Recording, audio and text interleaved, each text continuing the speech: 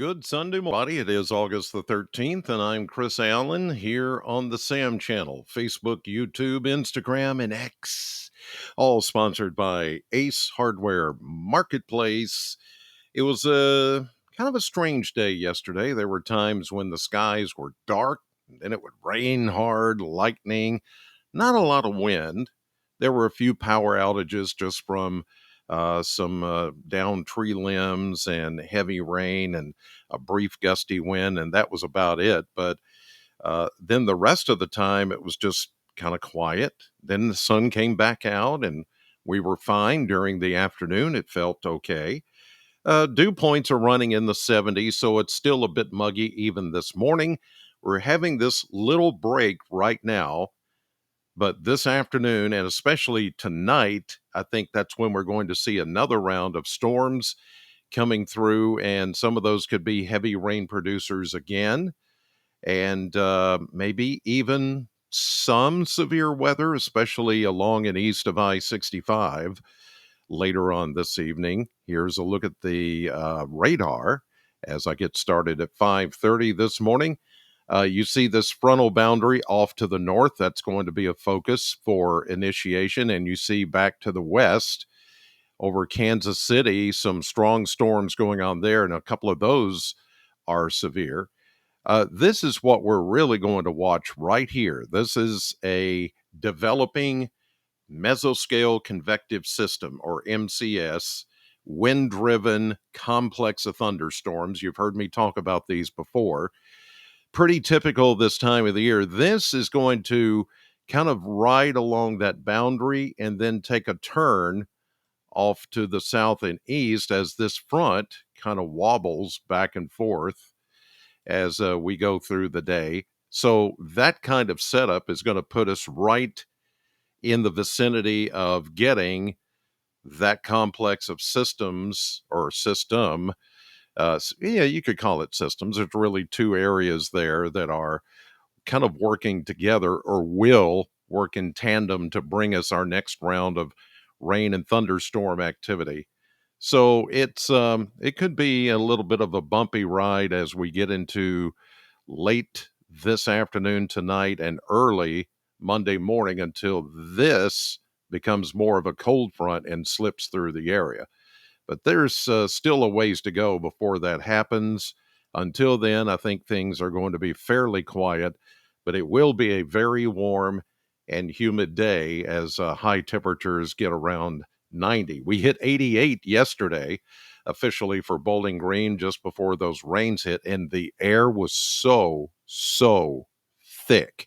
I mean, it was just, you could almost cut it with a knife. It was so humid yesterday, and therefore some of the heavier rains that we picked up in parts of southern Kentucky. Let's take a look at the Kentucky Mesonet Network on this early Sunday morning. Temperatures are already in the 70s, as you can see, all across the state.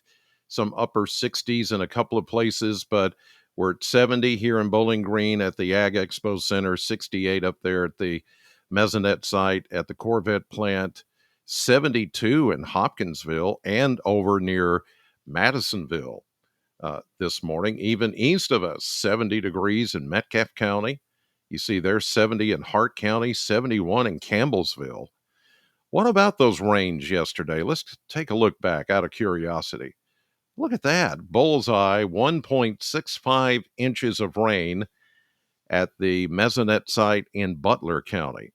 And even with all the rain that we got yesterday, it was about 44 hundredths of an inch up at the Corvette plant, but only 11 hundredths of an inch of rain further south near the Ag Expo Center. Officially at the airport, they picked up 55 hundredths of an inch of rain, so just a little over a half inch of rain. That puts us, by the way, pacing on rainfall. We've done a lot of good catching up on rainfall. We're now only an inch and a third behind year-to-date rainfall. Isn't that amazing? Because only What was it, 2 months, almost 3 months ago, we were at 5 inches below average on rainfall as far as pacing. Year to date, now only an inch and a third.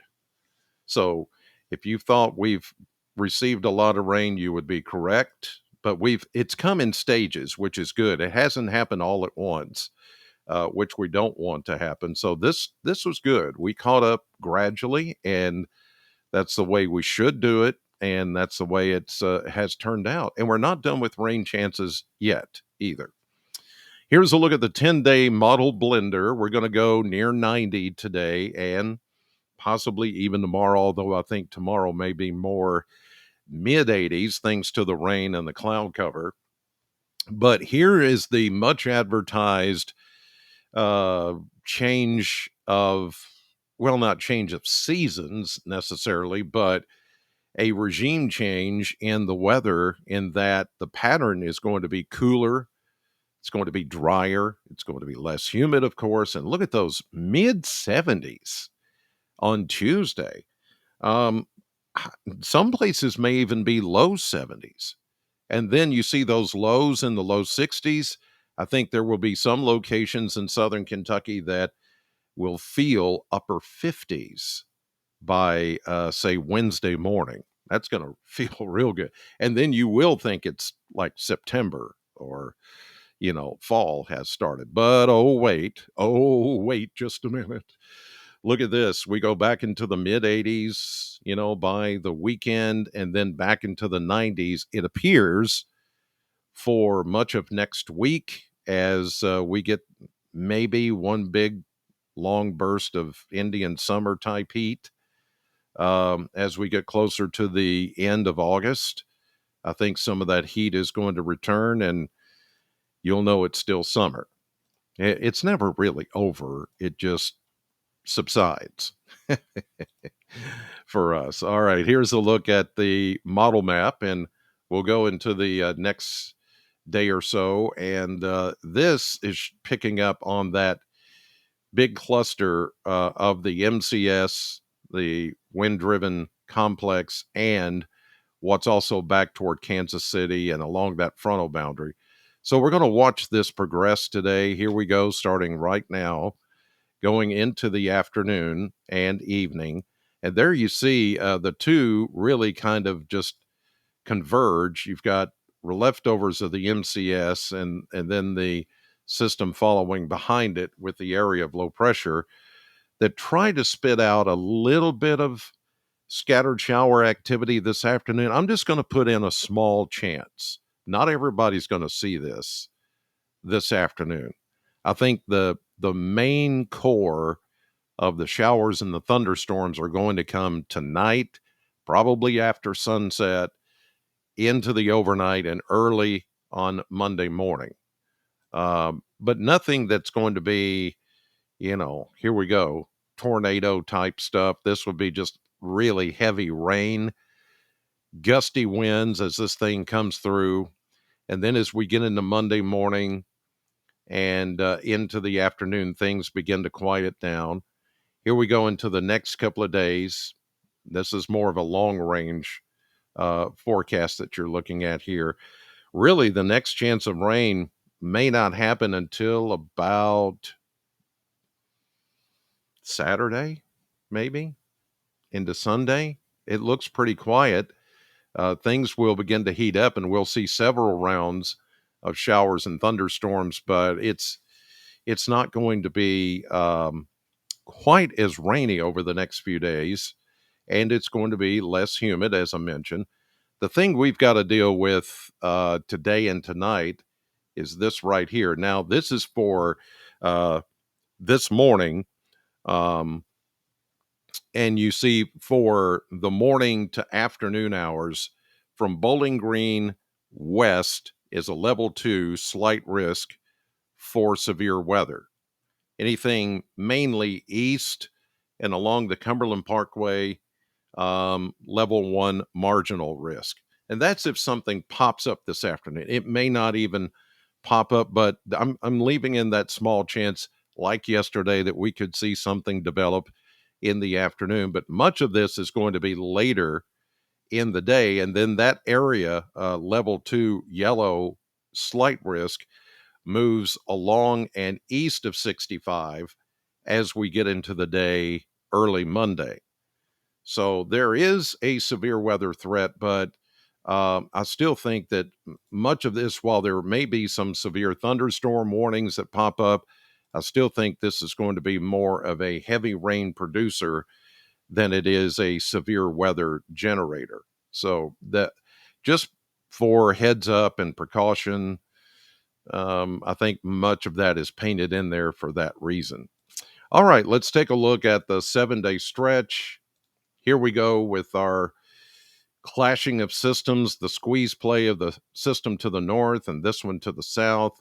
Maybe a shower or two later today into the afternoon, but not everybody's going to see that.